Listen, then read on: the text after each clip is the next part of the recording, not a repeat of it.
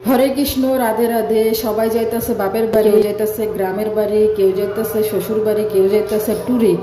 আমি আর কি করব, যেহেতু ঈদের ছুটির মধ্যে বের হইতে পারবো না। রাস্তার অবস্থা তো আপনারা জানেনই যে আমরা এই অবস্থার মধ্যে বের হব না।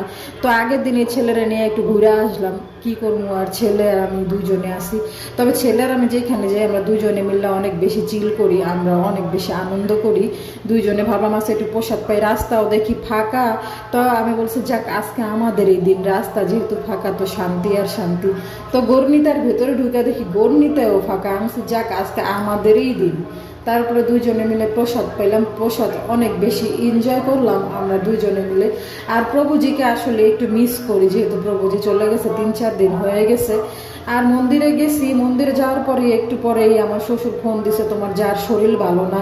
আর এদিকে লুচি বানাচ্ছিল, এটা দেখে আমার কি পরিমাণে যে খাইতে মন চাইছে, কিন্তু কিছু করার নেই।